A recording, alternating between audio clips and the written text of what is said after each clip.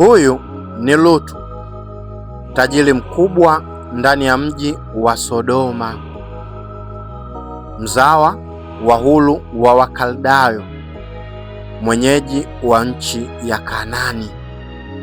Alafu huyu ni mkewe na Lutu, mwanamke wa Sodoma.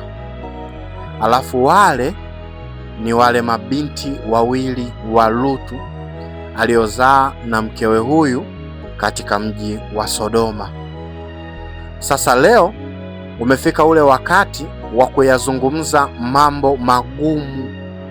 Kwa hiyo ninakuomba uwe makini sana katika utulivu wako, maana leo tunaenda kuya-approach mambo ambayo pengine hukuwahi kuyasikia kabla, lakini leo utayasikia katika kipindi hiki kuhusiana na historia ya miji ya Sodoma na Gomora. Sasa hebu fikiria, mfano wewe ni binti wa Lutu, alafu unamshuhudia baba yako mzazi anazungumza na watu wa mji wa Sodoma, wanaume wote wa Sodoma, alafu anawaambia kwamba nina mabinti zangu wawili ambao ni mabikira, hawajawahi kuguswa, hawajui mwanaume. Ninaenda kuwaleteni hao mabinti ili muwafanye mnavyotaka, muwafanye mnavyojisikia, ila tu wageni wangu hawa ninaombeni musiwaguse. Sasa hebu ninakuomba uvae viatu vya mabinti wale. Unafikiri mabinti wale wanamtazama vipi baba yao mzazi, ambaye alikuwa tayari kabisa kuwatoa mabinti wale ili waende kufanywa vibaya na wanaume wote wa mji mzima wa Sodoma? Na kama unavyojua sifa za watu wa Sodoma zilivyo, ni unyama kiasi gani ambao Lutu anauongea na watu hawa wa Sodoma. Je, ni kweli kulikuwa hakuna njia nyingine? Sasa usichokijua ni kwamba familia hii ya Lutu ilikuwa ipo katika giza kubwa. Hebu fikiria, mfano wewe ni Lutu, alafu unakuja kushtuka unakuta watoto wako mwenyewe wana ujauzito wako. Hebu vaa viatu vya Lutu, unafanyaje? Nimesema leo tunaya-approach mambo magumu kuhusiana na historia ya miji ya Sodoma na Gomora. Unafikiri ni kwa nini watu wa Sodoma hawakumwamini kabisa Lutu kuwa ni mtumishi wa Mungu? Yaani hata ndugu zake mwenyewe, kwa maana ya ukweni, hawakumwona Lutu kama ni mtumishi wa Mungu, hawakumwamini, na yeye akashindwa kuwaokoa na wakafa wakiwa wanajiona katika ile mvua ya moto. Lakini mbaya zaidi, hata mkewe na Lutu pia hakumwamini mumewe kama ni mtumishi, na wala hakumwona mume wake kama ni mtumishi wa Mungu. Na mbaya zaidi, hakuamini mpaka wale wageni waliomtembelea mume wake usiku ule. Na wale malaika, mbaya sana, walikuja kwa umbile la kibinadamu. Yamkini wangelikuja kwa umbile la kimalaika, watu wangeweza kustuka. Sasa jiulize tena, katika adhabu zote na katika vifo vyote, Mungu ndio amgeuze huyu mwanamke kuwa sanamu, kuwa jiwe? Ni kifo cha namna gani hiki? Haya mambo yote yameandikwa katika Biblia yako kwenye kitabu cha Mwanzo sura ya 19, ila ukianzia sura ya 18 utakuwa umefanya vyema. Kumbuka, hii ni sehemu ya 4 inayoelezea miji hii ya Sodoma na Gomora pamoja na maisha ya Lutu na familia yake na chimbuko lake na ndugu zake. Na kama ulizikosa sehemu zilizopita, basi videos zipo katika chaneli yetu hii. Kwa kujifunza mambo makubwa, usiache kuzitazama.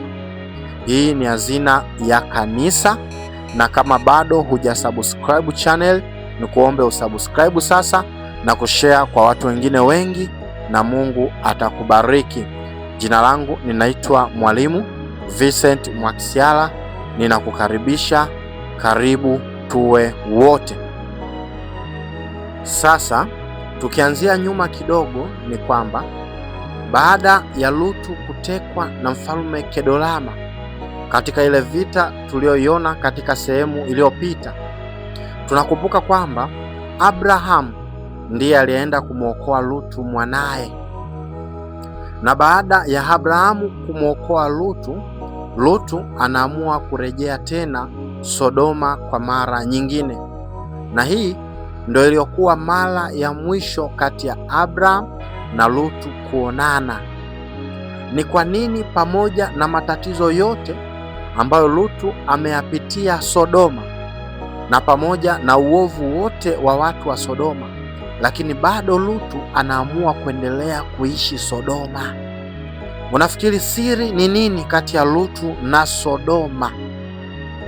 Ni kwamba Lutu alikuwa amewekeza sana katika mji wa Sodoma. Unawajua wafugaji huwa si watu wa kukaa sehemu moja kwa muda mrefu sana, hasa wafugaji wa zamani zile. Ila kwa Lutu, pamoja na kwamba alikuwa ni mfugaji, ila yamkini alijihusisha na biashara nyingine, kutoka kuishi kwake kwenye mahema mpaka kumiliki mjengo huko Sodoma. Ilionyesha kwamba Lutu alikuwa amejipata, japo ustawi wake sasa wa kiroho ulikuwa unazidi kuporomoka kila uchwao. Sasa ilifika siku ambayo uvumilivu wa Mungu ulifika kikomo. Unajua, uvumilivu wa Mungu una kikomo chake, na Mungu akifika mwisho hakuna tena wa kuweza kuzuia. Maandiko yanasema, ni nani asimame katika ghadhabu ya hasira ya Mungu? Sasa uvumilivu wa Mungu ulifika mwisho katika miji ya Sodoma na Gomora pamoja na ile miji mingine washirika. Hivyo Mungu akawatuma malaika wawili waelekee katika miji ya Sodoma. Ila malaika hao walikuwa na maumbile ya kibinadamu.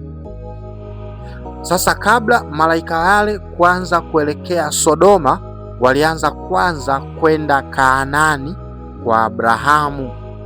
Lakini cha ajabu, Abrahamu aliwaona watu watatu. Nakumbuka Mungu aliwatuma malaika wawili. Yule watatu alikuwa ni nani? Wengi hawajui. Watatu alikuwa ni Kristo mwenyewe. Ibrahimu anawapokea, anawakaribisha na kuandalia chakula kizuri. Ndipo yule mmoja sasa katika wale watatu, ambaye alionekana kama mwenye nguvu kuliko wale wengine, na ukisoma maandiko yanamtambulisha kama Bwana. Bwana yenye herufi zote kubwa. Anampa Ibrahimu ahadi ya kupata mtoto mwakani. Narudia tena, yule watatu alikuwa ni Kristo mwenyewe. Kama kuna watu walikuwa hawafahamu, sasa ndo tunaanza kuelekea kuyafahamu mambo mengine makubwa. Na baadaye sasa, baada ya chakula, wale malaika wawili waliokuwa na maumbile ya kibinadamu wakaamua kuanza sasa kushika njia kuelekea katika mji wa Sodoma. Alafu yule mmoja mwenye nguvu, au yule mmoja ambaye maandiko yanamtambulisha kwa jina la Bwana yenye herufi kubwa, akabaki na Abrahamu. Sasa narudia tena, kumbuka hawa wote walikuwa wanaonekana katika maumbile ya kibinadamu kabisa. Alafu sasa yule ambaye alibaki na Abrahamu akamwambia kuwa sasa ninakwenda kuiangamiza Sodoma. Unajua tena, mzazi ni mzazi tu. Abrahamu hapo hapo akamkumbuka Lutu na kuanza kumwombea. Sasa wale malaika walifika Sodoma, na walifika mida ya jioni hivi au usiku. Muda ulikuwa umeendelea sana, ndiposa Lutu akawaona, akawalaki. Ingawa wale watu ambao ni malaika hawakutaka kuingia katika nyumba ya mtu yoyote, yaani hawakuwa na ratiba hata ya kuingia kwa Lutu. Wao walitaka tu kupita katika mitaa ya miji ya Sodoma na kuangalia ile mitaa jinsi ilivyo na kuendelea kuyashuhudia maovu yanayoendelea kufanyika katika ile miji ya Sodoma. Ila Lutu alipowaona akawabembeleza sana, ingawa alikuwa hawafahamu, ila aliwabembeleza na kuwasihi waingie nyumbani kwake wale chakula. Yamkini Lutu alifanya hivyo kwa ukarimu ili kuwaokoa wale wageni wasifanyiwe vitendo viovu na wenyeji wa mji ule ambao yeye anawafahamu vizuri kabisa, na mji ambao Lutu anaufahamu vyema. Kwa hiyo hakutaka wageni wapite mjini, ila alitaka wakae kwake wawe salama. Ni upendo na huruma kiasi gani ambao Lutu anaonesha kwa wageni wale. Kumbuka, alikuwa hawafahamu, na wale watu hawakuwa wamekuja kama malaika, walikuja kama binadamu, walikuwa wanaendelea tu na matembezi ya kawaida. Sasa ukarimu wa Lutu ukawazidi wageni, ambao wale wageni walikuwa hawataki kuingia, ila Lutu aliwalazimisha, akawasurutisha waingie nyumbani kwake, na akaamua kuwaandalia karamu. Yaani karamu ni kama kasherehe kafupi kadogo, aliwaandalia sapa ili mradi tu wale wageni wabaki kwake. Akawaandalia chakula na sehemu pa kulala.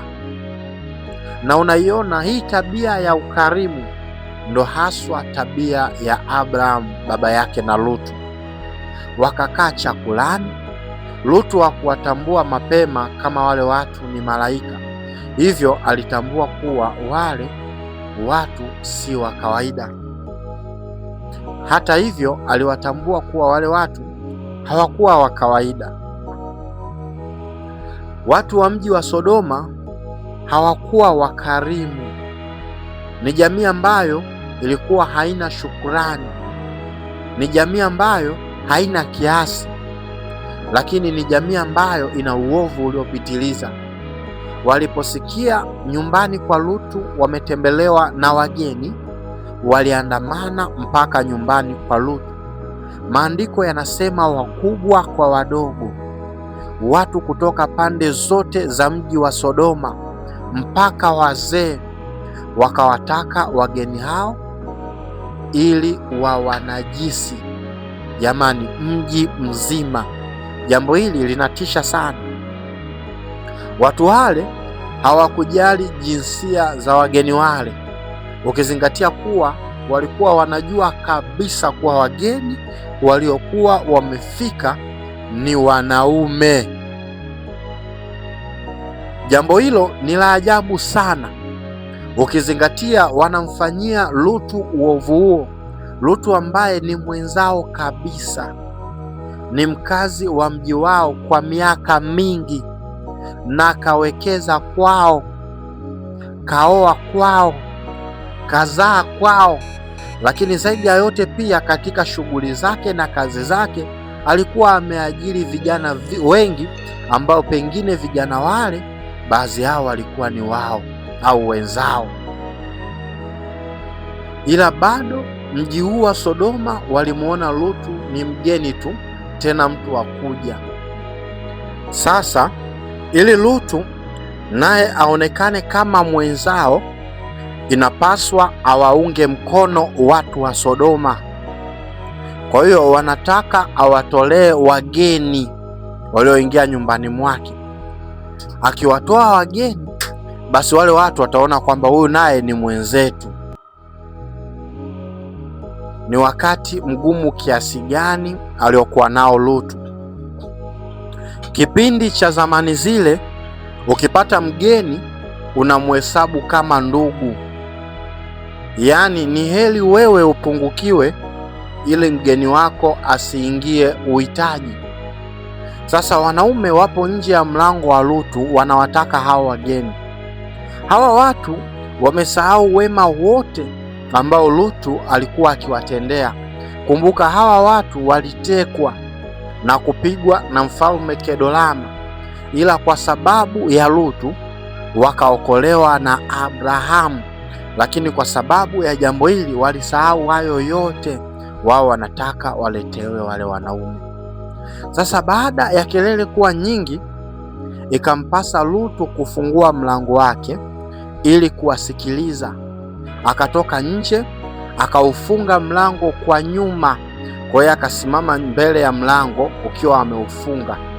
Alafu akawauliza wale watu, kulikoni? Watu wanapiga kelele kwamba tunataka wageni hao, tuletee sasa hivi, usitutanie. Walionekana ni wenye hasira, kelele zilikuwa ni nyingi. Wale watu yamkini waliwaona wale wageni mapema, alafu wakaanza kuwapigia mahesabu. Alafu mara ghafla Lutu akaingilia mchongo, akaingilia mahesabu yao. Sasa hapo ndipo Lutu akasema jambo la ajabu sana, jambo ambalo hutegemei kuongelewa na mtu kaliba ya Lutu. Lutu akawatuliza watu wakamsikiliza. Alafu Lutu akawaambia, jamani, msiwafanye chochote wageni wangu. Tazama, nina mabinti zangu wawili ambao ni mabikira, hawajui mume. Ninaomba niwaleteeni hao mabinti hapa ili muwafanye chochote mtakachojisikia kuwafanya, chochote mtakachotaka kuwafanya, ila tu wageni hawa msiwaguse.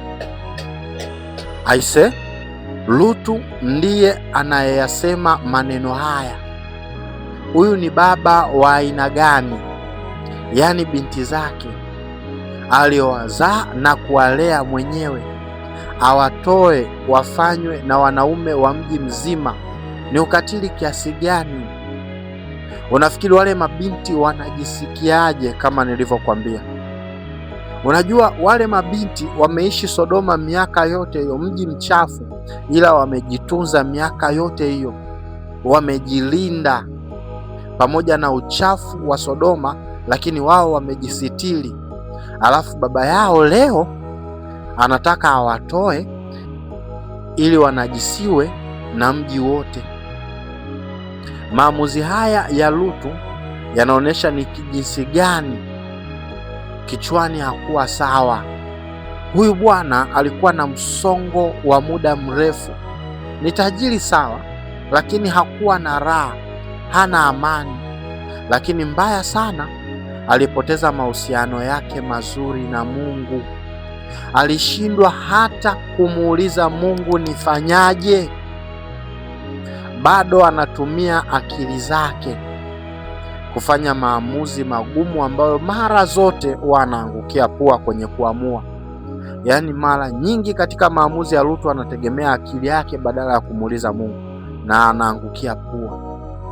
Unajua, katika zamani za historia ya Mashariki ya Kati, ukitembelewa na mgeni, hitaji lolote la mgeni ni jukumu lako wewe, kuanzia usalama wake, ulaji wake, malazi, vyote ni juu yako mpaka siku atakaondoka. Ila bado pamoja na hayo yote, hata hivyo, Lutu hakupaswa kuwatoa binti zake.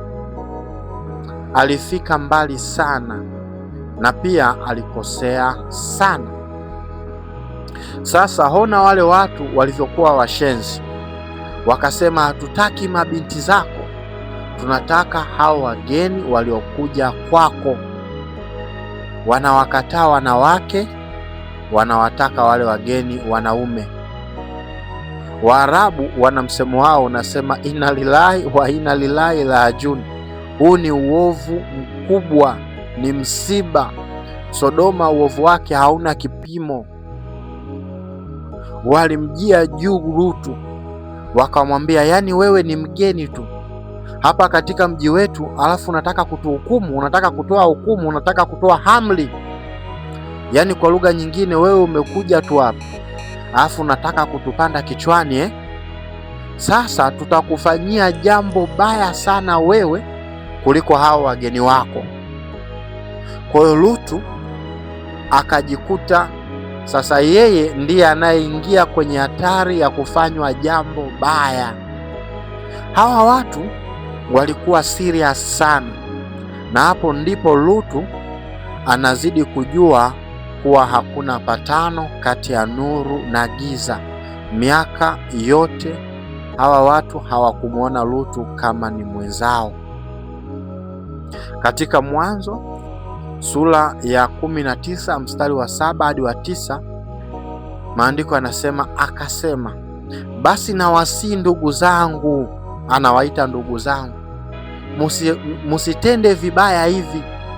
Tazama, ninao mabinti wawili ambao hawajajua mtu mume, na wasihi nitawatoleni kwenu, mkawafanye vilivyo vyema machoni penu, ila watu hawa musiwatende neno, kwa kuwa wamekuja chini ya dari yangu. Unaona Lutu kitu ambacho anakishikilia, anashikilia kwamba mtu aliyeingia ndani ya nyumba yangu anastahili heshima yangu, anastahili ulinzi wangu. Niko tayari mimi kuzulika ili huyu mtu awe salama. Kwa Lutu kaona njia pekee ambayo atafanya kuwaponya wale wageni wake ni kuwatoa binti zake. Wakasema, ondoka hapa.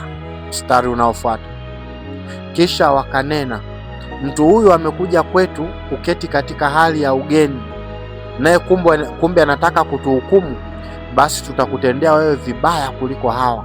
Wakamsonga sana huyo Lutu, wakakaribia wauvunje mlango. Yaani Lutu alihisi kama anaota siku hiyo, lakini nyuma Ibrahim alikuwa anamuombea sana Lutu, na akauombea mji wa Sodoma usiangamizwe. Akamwambia Mungu huyo Abraham, manake alikuwa amesimama na yule mmoja kati ya wale watatu. Sasa wale wawili walikuwa wameelekea moja kwa moja katika ule mji wa Sodoma, na ule mmoja ndo alikuwa amebaki na Abraham kama nilivyokuambia. Kwa hiyo Abraham alikuwa amepiga magoti kwa yule aliyebakia naye, anamuomba, tafadhali naomba usiangamize Sodoma. Akamwambia Sodoma lazima iangamie kwa sababu ya uovu wao. Kwa yule bwana ambaye ndo Abraham akasema, je, kama kuna watakatifu, watu wema 50 ndani ya Sodoma, kweli utaochoma Sodoma na watu 50 wote wema ndani yake? Alafu yule bwana akamwambia, kama wapo watu 50 katika Sodoma, basi sitauangamiza mji kabisa. Abrahamu akastuka, akaona hapana.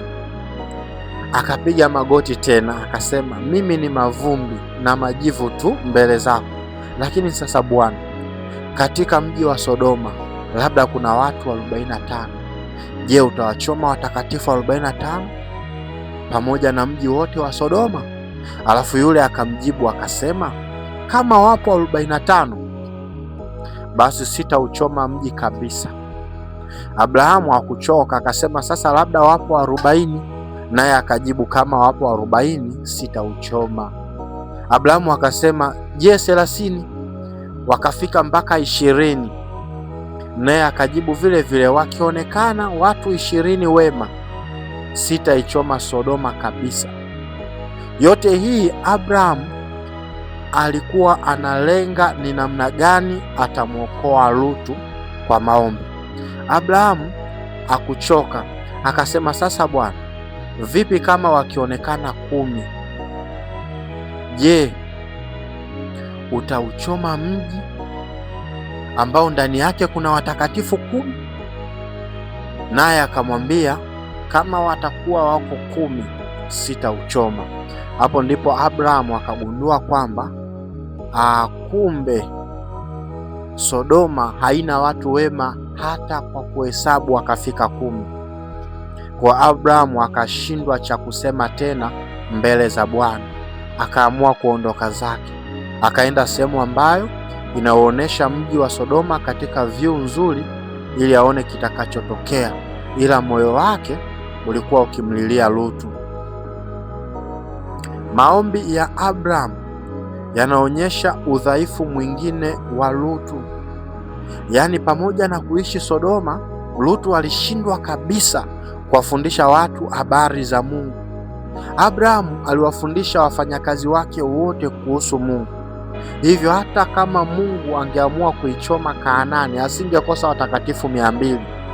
Watumishi wa Abrahamu walijifunza kumwabudu, kumtumikia na kumheshimu Mungu wa Abrahamu, ila Lutu hakuweza, na walikosekana hata watakatifu 10 tu ndani ya mji wa Sodoma ili Sodoma isichomwe, lakini ilishindikana. Sasa baada ya kuzongwa, mlango unakaribia kuvunjika, ndipo Lutu anahisi sasa, hapa imeshindikana, nimejitahidi, nimeshindwa kwa kadiri ya uwezo wangu kuwaokoa wageni wangu, lakini nimeshindwa. Ndipo wale malaika wakaingilia kati, wakaufungua mlango, alafu wakavuta Lutu ndani kama umeme, alafu wakaufunga mlango. Alafu baada ya kuufunga mlango, wale wenyeji wote wakajikuta wamepigwa upofu, alafu wakaanza kuutafuta mlango uko wapi, hawauoni. Sasa Lutu akawa anashangaa, watu hawa ni watu wa namna gani? Alafu wale watu wakamuuliza Lutu, una ndugu yoyote hapa? Maana huu mji unaenda kuharibika. Basi ninaomba kwa leo tutaishia hapa, lakini kuahidi tu kwa hii inaendelea katika sehemu nyingine inayofuata. Ninaomba usiache kuangalia wala kufuatilia sehemu zinazofuata. Mambo ni mengi na mambo ni mazuri. Kwa hiyo ni kuombe tu, kaa katika mkao wa kula katika mambo mengine mengi yanayokuja. Ila kama hujasubscribe channel, ni kuombe usubscribe na kushare kwa watu wengine wengi. Lakini kama unajifunza kitu, basi unaweza ukaacha kwenye comment yako hapa, ukasema kile ambacho Mungu anakufundisha kupitia channel hii, na utukufu utamrudia kwake Mungu. Jina langu linaitwa Mwalimu Vincent Mwakisyala. Namba zetu ni hizo unazoziona. Kama unataka kumpa Bwana Yesu maisha yako, unataka kuokoka, basi unaweza ukazitumia namba hizo hapo. Unahitaji maombezi, unahitaji ushauri wa kiroho, basi namba hizo zitakufaa sana. Na wewe unahitaji kuisupport huduma hii, basi unaweza ukatumia namba hizo. Mungu akubariki sana, tukutane wakati ujao. Barikiwa.